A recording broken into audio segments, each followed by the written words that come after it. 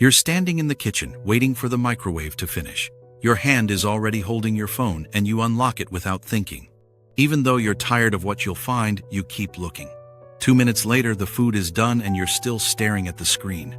Later, you sit down to start something real. A message pops in, or you remember a hard email, or the task feels heavy. And your phone is right there again, like a tab that never closes. It shows up at the exact moment you want an easy exit.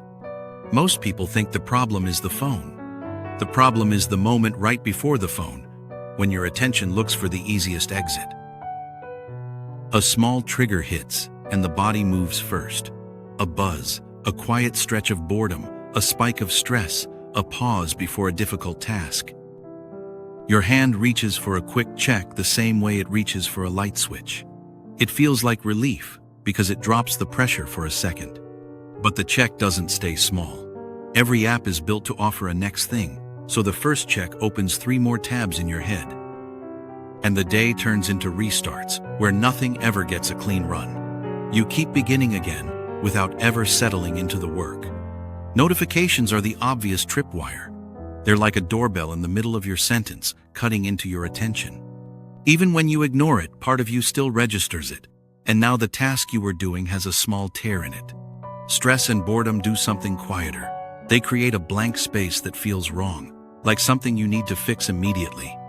You feel it as a restless itch in your chest, or a slight tightening in your face. And the phone becomes the fastest way to cover that feeling without naming it. Then there's the just one thing problem. A quick check has no natural stopping point, and scrolling is a bottomless bag. The moment you look for the feeling of being done, you don't find it. The check keeps asking for one more, and then one more. And even when you aren't touching the phone, it still takes attention. If it's in sight, your mind half monitors it.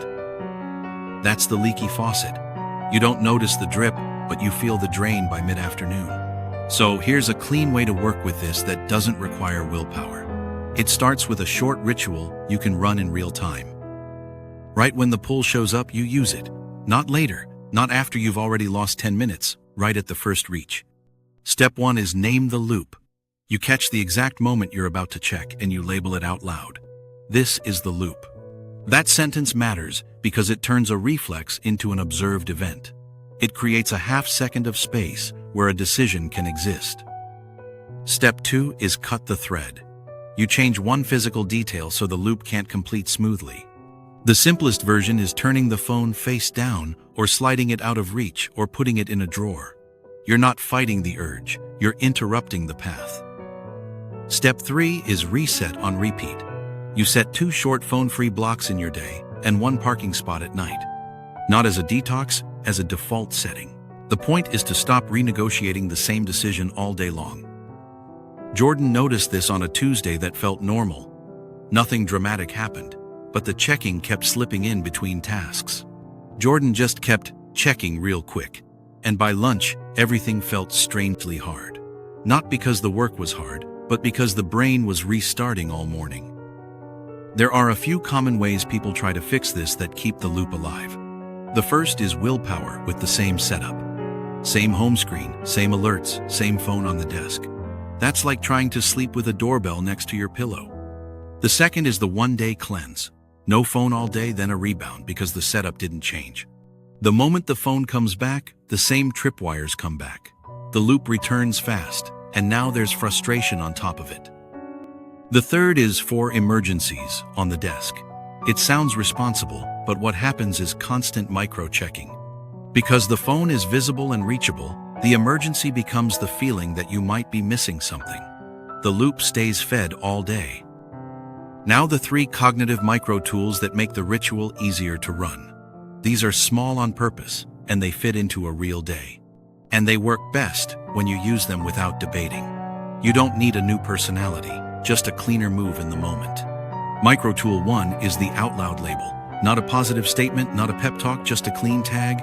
This is the loop. If you can say it, you can see it, and the reflex loses some speed. You're making the habit visible instead of automatic. Micro-tool 2 is the 10-step interrupt. When you notice you're already scrolling, you lock the screen and stand up. You take 10 normal steps, even if it's just to the sink and back. That small movement breaks the trance and gives your mind a reset point. Micro Tool 3 is the timer gate. When you sit down to do focused work, you set a timer for 25 minutes. During that time, the phone is not on the desk. It's in another room or inside a bag, so you can't casually touch it while thinking. Notice what these do. They don't ask you to want the phone less. They make the easy path slightly less smooth, which is usually enough. The goal is friction, not force. Jordan tried the timer gate first because mornings were the worst. Phone on the desk, laptop open, inbox waiting. Jordan would read one email, feel that tight pause, then check messages to clear the mind. After moving the phone, the pause was still there, but the escape wasn't automatic. If notifications are a big driver, step 2 matters more than anything else. Silence the non-human alerts and keep calls and texts from real people if you need them. Everything else can wait until you choose to look. The point is that you decide instead of being pulled. If boredom is the driver, the 10-step interrupt matters. Boredom isn't an emergency. It's a sensation that asks for contact with something. If the phone is the only break you ever take, boredom trains your hand. The habit becomes your default response to a blank space. So give breaks a different shape. Stand up, get water, look out a window for 10 seconds, and let the eyes rest on something far away. Then come back and do one tiny next step, not the whole task. Give your mind somewhere specific to land. If stress is the driver, the out loud label is the fastest start. Stress makes the phone feel like a pressure valve. Labeling the loop doesn't remove the stress. It just stops stress from choosing the action for you. And the night scroll matters more than people admit. Not because it's morally bad, but because it steals the only clean wind down most days have.